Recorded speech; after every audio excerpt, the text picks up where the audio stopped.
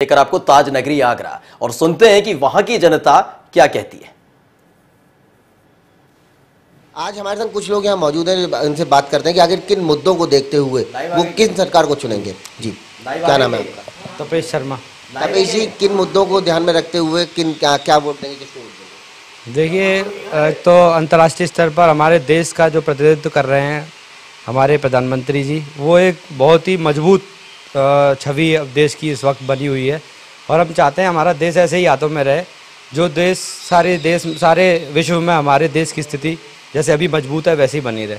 और दूसरी सबसे महत्वपूर्ण बात यह है कि जो योजनाएं हमारे अभी के प्रधानमंत्री ने चलाई हैं वो देखिए आप गरीबों तक पहुंची हैं, जो जिनको ज़रूरत है, ज़रूरतमंद लोग हैं, उन तक वो योजनाएं पहुंची हैं। सबसे बड़ी बात यह है कि अगर कोई मान लीजिए जिसके घर में घर नहीं है, इस पर रहने के लिए उसको घर मिला है आवास योजना के तहत, या जिस पर टॉयलेट नहीं है, आप देखते हैं कि गाँव की महिलाएं जो बाहर टॉयलेट जाती थी उनको टॉयलेट उपलब्ध कराया है, गैस योजना है।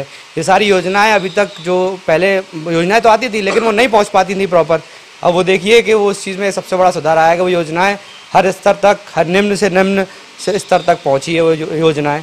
और ठीक है, जब ये योजनाएं की बात कर रहे हैं तो अब आपसे बात करना चाहेंगे, क्या क्या मुद्दा होगा, किन मुद्दों को देखते हुए आप वोट देंगे? एयर स्ट्राइक जो अभी रिसेंटली हुई है वो सबसे बहुत महत्वपूर्ण मुद्दा था, जिसमें पाकिस्तान के प्रधानमंत्री को घुटनों पर आना पड़ा।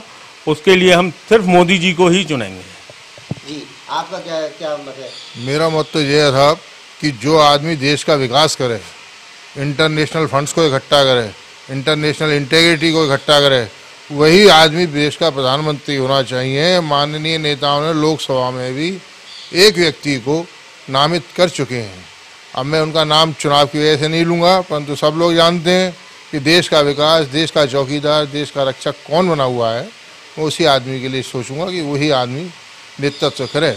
और आपसे भी जानना चाहेंगे भाई साहब, आपका क्या मत है, क्या किन मुद्दों को? मेरा मत तो यही है कि फिर से एक बार भाजपा सरकार आनी चाहिए और मोदी जी को एक कार्यकाल और मिलना चाहिए 5 साल का।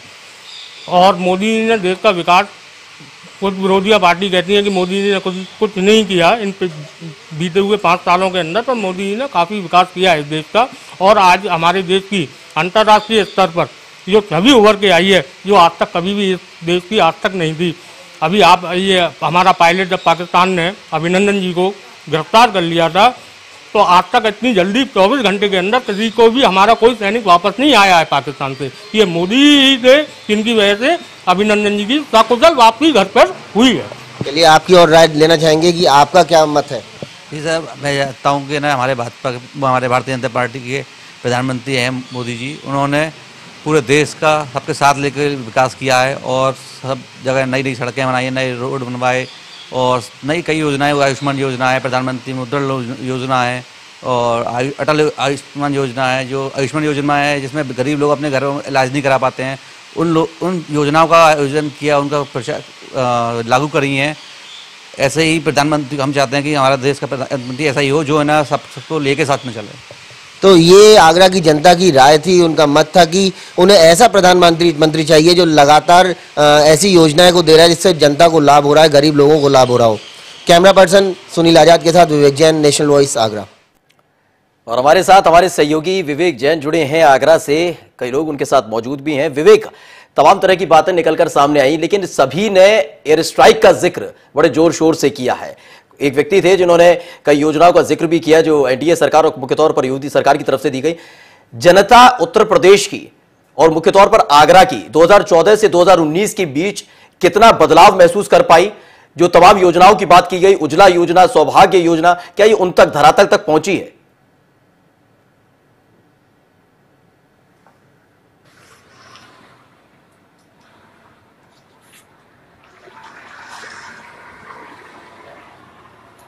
जी बिल्कुल, लगातार हमारी आगरा की जनता से बातचीत हो रही है और हमसे यही पूछ रहे हैं कि 2014 से लेकर 2019 तक आखिर कितनी जो योजनाएं सरकार द्वारा चलाई गई हैं उससे कितना लाभान्वित महसूस कर रहे हैं।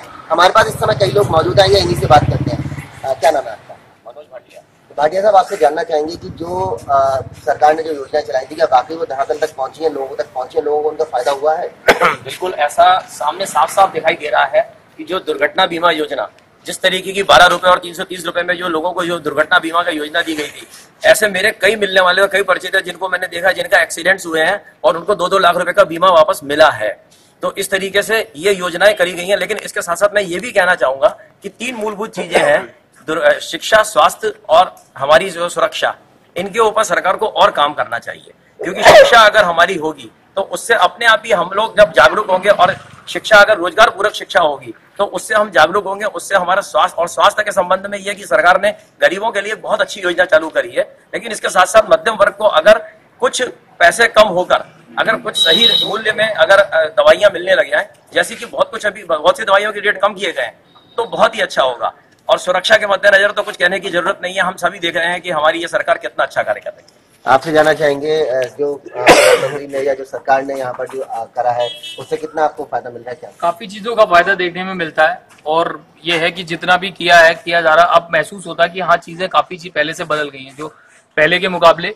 जैसा कि अब सुरक्षा के मामले में देखा ही है, ये पुलवामा अटैक के बाद काफी ऐसा लगता है कि भारत अच्छे स्तर पे, और कुंभ में जैसा हम कहेंगे, कुंभ की जिस तरह की वर्ल्ड रिकॉर्ड और स्वच्छता को लेकर चीजें, तो ऐसा लगता है सरकार काफी चीजों पर काम कर रही है और पहले से अच्छा काम कर रही है। आपसे भी जान जाएंगे स्वच्छता को लेकर या कुंभ में अभी जो सारी चीजें हुई हैं उनके मद्देनजर रखते हुए क्या कहेंगे, सरकार कितने सफल हुई? इस संबंध में मैं ये कह रहा है कि प्रधानमंत्री ने बहुत अच्छा काम किया कि वहाँ जो स्वच्छता के लिए जो लोग वहाँ काम करते थे उनका सम्मान किया गया, उनको पैसा भी दिया गया, और व्यक्तिगत रूप से उनको प्रधानमंत्री ने जाकर के उनकी कुशल क्षेम भी पूछी है। मुझे ये बहुत अच्छा लगा।